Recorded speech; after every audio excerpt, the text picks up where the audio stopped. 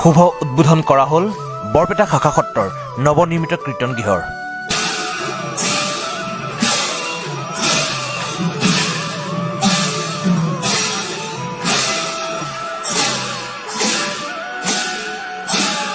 উল্লেখযোগ্য যে লখিমপুৰ জিলাৰ তৰাজুলীত অৱস্থিত শ্ৰী শ্ৰী বৰপেটা শাখা সত্ৰৰ নৱনিৰ্মিত কীৰ্তন গৃহ আজি শুভ উদ্বোধন কৰে বৰপেটা মূল সত্ৰৰ সত্ৰাধিকাৰ বশিষ্ঠ দেৱ শৰ্মাই।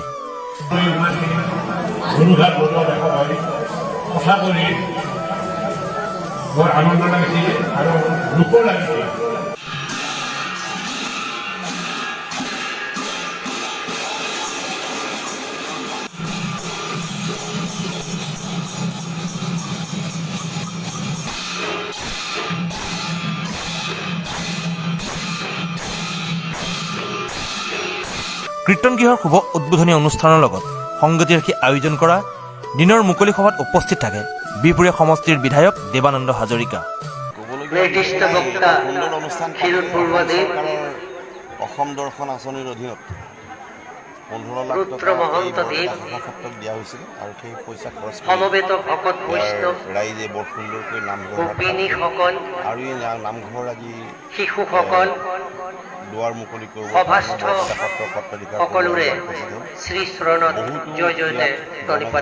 সমাৱেশ হৈছে।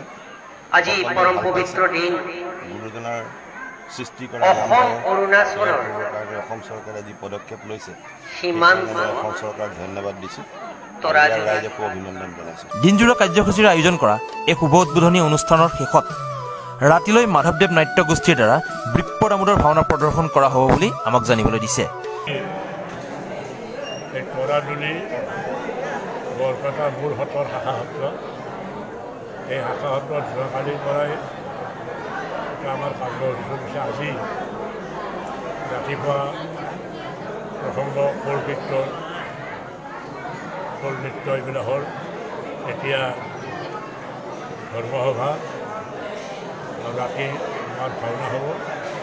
আজি কাৰ্যসূচী আহিয়ে আৰু এই কাৰ্যসূচীত এই তৰাজুলীৰ আশে পাশে যিবিলাক আমাৰ গাঁও আছে সত্ৰ আছে সেই সকলোবিলাকক নিমন্ত্ৰণ কৰা হৈছিল। সকলোবিলাকক সুন্দৰপূৰ্ণ সহযোগ দি ভক্তবস্তু ৰাতিপুৱাৰ পৰা আহি আজি এই যিভাগ বৰপেটা শাখা সত্ৰই প্ৰতিষ্ঠা কৰিছে এইটো নিতান্ত এটা অতি আদৰণীয় পদক্ষেপ। ইয়াৰ বাহিৰে আৰু ক'ত প্ৰতিষ্ঠা কৰিছে? মোৰ বৰপেটা সত্ৰ মই 262খন শাখা সত্ৰ, 262 এই নাওবৈচৰ আমাৰ শাখা সত্ৰ, নাওবৈচৰ শাখা সত্ৰ। গতিকে আমাৰ 262খন শাখা সত্ৰ আছে। এই 262খনৰ শাখা সত্ৰক আমি অলপ চকু কাণ কৰিব লাগে। বৰপেটা সত্ৰৰ পৰা তেওঁলোকৰ মন্দিৰ তেলৰ অভাৱ হয়, আমি বৰপেটা সত্ৰৰ পৰা মন্দিৰ তোলা তেল আমি মাহত এক্টিং কৰি মিঠাতেল দিওঁ। দূৰ ঠাইবিলাকো দিব আহিলে কাৰণে 4-5 টন দিওঁ আৰু এনেকৈ চলি আছে। আৰু কোনোবা ঠাইত ধৰক উদাহৰণত প্ৰসংগ নাই, কিয় নাই যে প্ৰসংগ দ্বাৰা মানুহ দুজন আমি দুইজনৰ অসুবিধা। তেতিয়া আমি তেওঁলোকে ইচ্ছা কৰে তেওঁলোকৰ মানুহ বৰপেটাত আহিলে আমি বৰপেটাত ৰাখি তেওঁলোকক আমি বৰপেটাৰ পৰা আমি খুৱাই ধুৱাই তেওঁলোকক প্ৰশিক্ষণ আমি পঠাই দিওঁ। নাইবা কোনোবা সত্ৰত ইচ্ছা কৰে যে আমাক প্ৰশিক্ষক লাগে, আমি বৰপেটা সত্ৰৰ পৰা আমি এই প্ৰশিক্ষক তেওঁলোকক পঠাই দিওঁ। এনেকৈ আমি প্ৰচাৰ কাৰ্যত আমি লিপ্ত হৈ আছোঁ বৰপেটা। বানৰদেৱৰ পৰা প্ৰণৱ জ্যোতি বৰুৱাৰ ৰিপৰ্ট, নিউজ টুডে অসম।